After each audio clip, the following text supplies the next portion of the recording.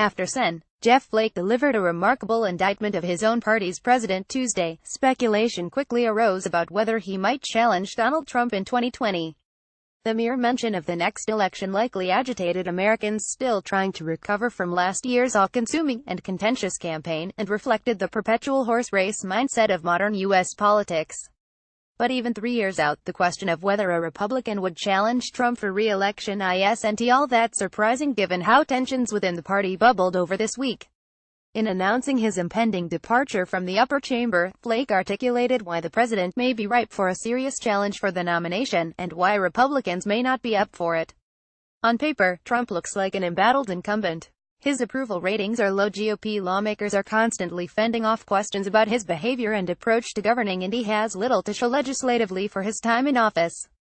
Flake's diatribe, combined with other high-profile criticisms of the commander-in-chief this week, highlighted seemingly irreconcilable differences within the party at a time when unity is critical. And though Trump defeated more than a dozen fellow contenders in the 2016 primary and defied orthodoxy on his way to taking down Hillary Clinton in the general election, some Republicans argue he could be vulnerable only on one. A few potential challengers, such as Nebraska Sen.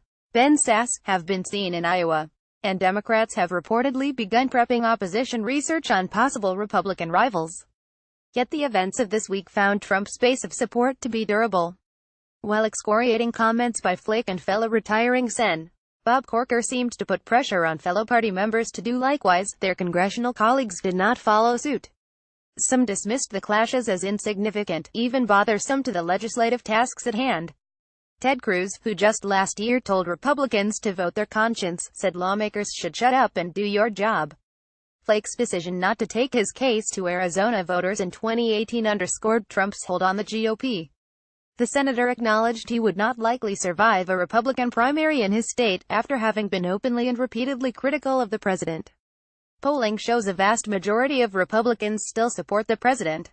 And one recent CNN survey found that more GOP voters support Trump's direction for the party than that of congressional leadership. A Pew poll released this week found deep fissures in multiple constituencies within both parties, but support among Republican-aligned voters remained solid.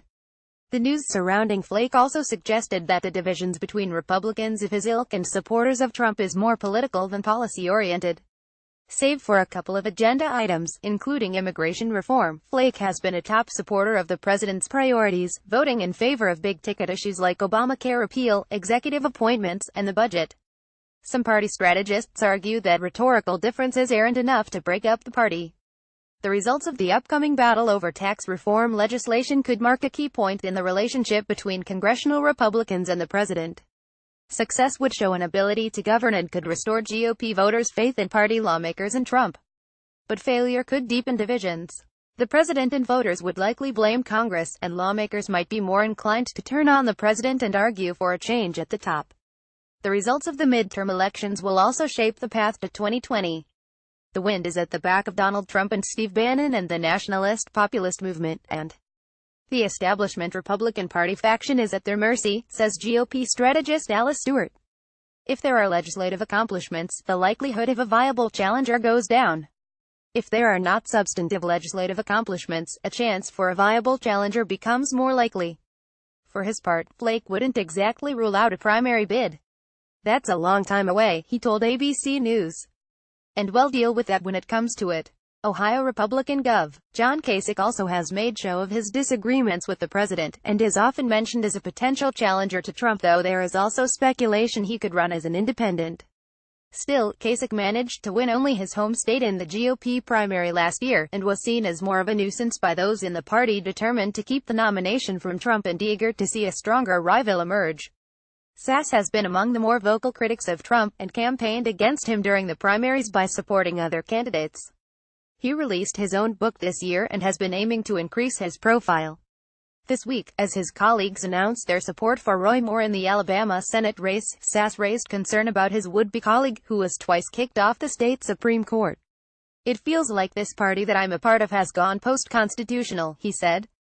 But earlier this year, Iowa GOP Chairman Jeff Kaufman lambasted Sasse during a Trump rally, signaling he wasn't welcome in the nation's first voting state. The party could turn to a different billionaire businessman with an outsized personality. Mark Cuban emerged during the campaign as a top critic of Trump, and told TMZ founder Harvey Levin recently that if he were to run, he'd do so as a Republican. While all such speculation is premature, those interested in seeing candidates take on Trump prefer they stay within the party and not make an independent bid. If you're interested in helping the party, a primary challenge of Trump would allow Republicans who are not supportive of the president to remain inside the party, says Evan McMullin, who made an unsuccessful independent presidential run last year. Doing so as an independent is an especially uphill battle that involves limited ballot access and difficulty earning a spot on the debate stage as well as financial disadvantages. McMullin acknowledges that the chance for success in an inter-party battle are slim, and the candidate willing to go that route would have to embrace the role of sacrificial lamb. Ronald Reagan aside, those who actually want to be president later on might burn through their credibility by taking on one of their own. Indeed, the recent success rate of inter-party challenges is zero. Gerald Ford beat back a challenge from Reagan in 1976, Jimmy Carter held off Ted Kennedy in 1980, and George H.W. Bush vanquished Pat Buchanan in 1992. But those challenges wounded the incumbents beyond repair, as all lost in the general election. Trump has strong support in this current context because he's now the president, says McMullin.